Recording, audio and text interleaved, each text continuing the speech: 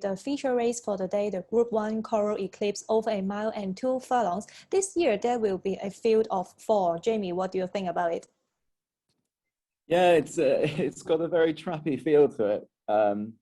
It's very much quality over quantity. And the great thing about the Eclipse is that it's a 3-year-old taking on the older horses for the first time at the top level.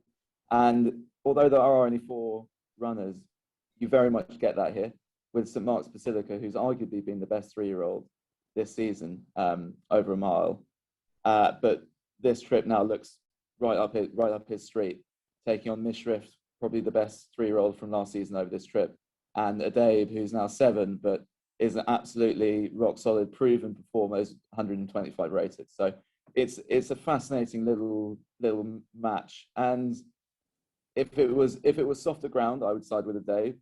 I wonder how good Mishriff is. I think we'll learn a lot more about that here, which I know sounds a bit rich given he's rated 122, but I would be inclined to take a chance on.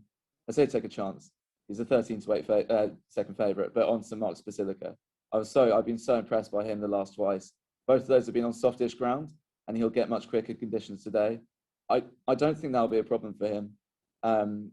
He strikes me as a horse that's just incredibly classy, and I know Coolmore will be absolutely hoping beyond all hope that he wins this, because if he wins this, he's already booked his place at stud. But for them to have an Eclipse winning, Dual Classic winning son of Siuni to stand with them, I think that would be a massive step. So St Mark's Basilica for me, but without too much confidence. And to be honest, I'd be interested to hear Chris's view on it.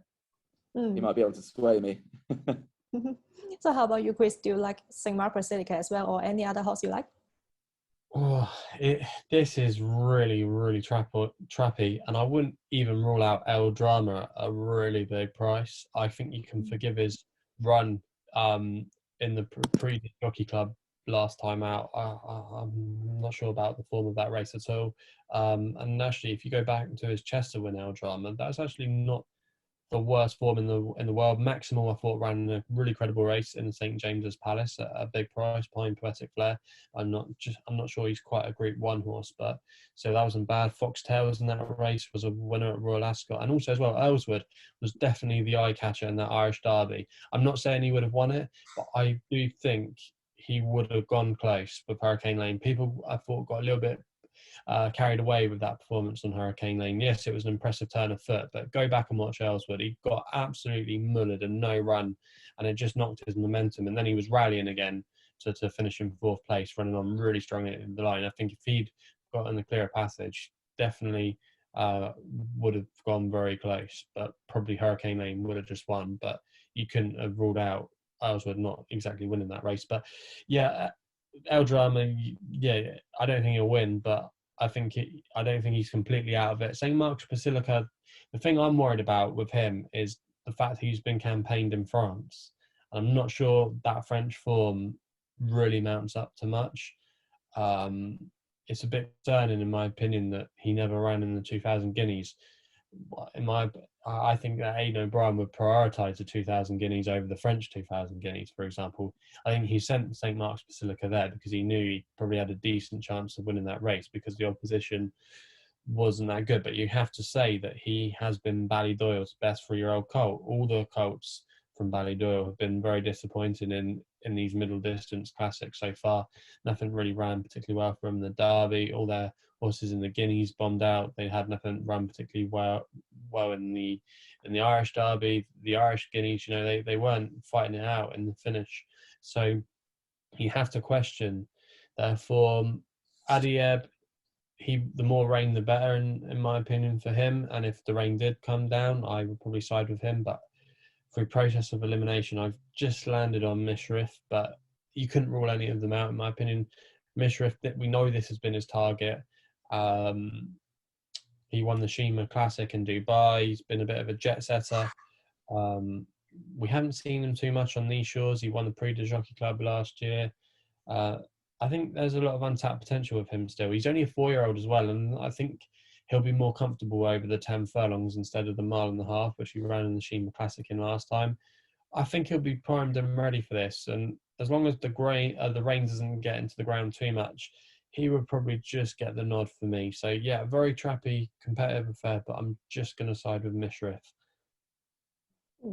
So we just talked about the 3 big races on Saturday at Sandown, and now we move to the other section. We'll be talking about our best bets. Jamie, among all the 8 races on Saturday at Sandown, do you have any best bet or value bet?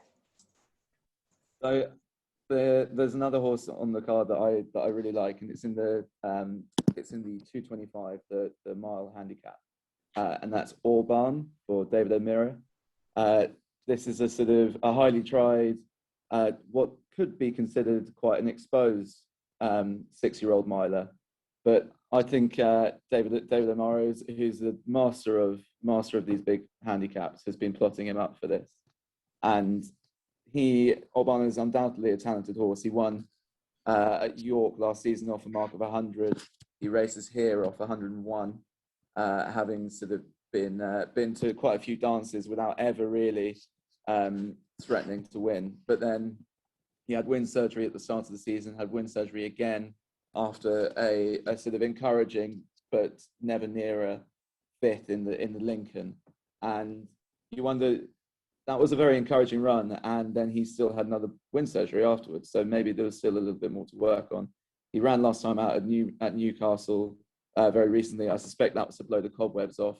And he travelled very kindly before just meeting a bit of trouble in running. And I think he has all of the ability, and the strong pace here should allow him to travel off it and come there with a strong run at the line. So he's sort of ballpark 20 to 1 at the moment, and he strikes me as a very good each way bet. Okay, so how about you, Chris? What is your nap for the day? Yeah, I'm gonna just give you 2. My nap is actually coming in the same race as Jamie's, funnily enough. I thought Beat Le Bon was quite interesting at a big price for Sean Levy and Richard Tannen. I just think he's slowly coming back to form. His last 2 runs have been really encouraging. He finished 2nd at Doncaster, and then he ran a good race, I thought, to finish in 5th place in the Royal Hunt Cup, where he was a bit slowly out the gate. I think he needs a fast run mile, and I think he's going to get that here. I think Frankie will go to the front on Magical Morning. There's a couple of others in here that would like to get forward. I think Maydani will be ridden prominently as well. It could set up for the closers, and I think Beat Le Bon might just get that nice fast toe into the race. He's down to a workable mark of 104. He's won off that mark before, so I don't think he's out of this at all. I think he'll run a good race. He's been stuck. He's been one of those classic cases of a horse that's maybe not quite good enough for listed Group 3 company, but when he's pitched into handicaps, he tends to run his best races. He's not unexposed. I do think he's got a good chance of running a good race at a big price. Still 9, not the worst draw in the world. I think he'll be there on the promises. And the other one that I'll just give a shout out to, because I do think he's better than what he's shown, is Third Kingdom in the same colours as Misha. If he runs in the 4:45, the penultimate race on the card, it's an interesting 3-year-old handicap. But I do think he's better than the mark of 88. He was backed into favouritism to win last time out at Doncaster on his first run of the season. He travelled really well into that race, but he just went out like a light. He's not been seen for a little while, but I do think he's better than his mark of 88, and it's interesting that handicapper didn't drop him at all. And I know that David Egan, in some of his interviews, has said that he's a horse that he was really looking forward to riding to this season. I'm not sure what kind of price he'll be. We don't have prices on that at the moment. I expect him to be near the top of the market, but if he was around maybe about the 3 to 1, 10 to 3 kind of mark, I'd be quite interested to maybe have a little bit on him. But yeah, I think Beat Le Bon would be my nap in the 225. Mm-hmm. It sounds like our joint nap should be Beat Le Bon, Orban, Quinella, and we'll retire. I'll see you in Hong Kong. Yeah, or I think maybe you should do the reverse forecast on them to finish last now that they've got our money on their back. That's great. So thank you, Chris and Jamie, for your time. I think now the punters will have a clearer picture of Saturday's X-race card at Sandown. You guys can also follow us on social media to know more about our selections. Good luck on Saturday. See you next time. Bye-bye.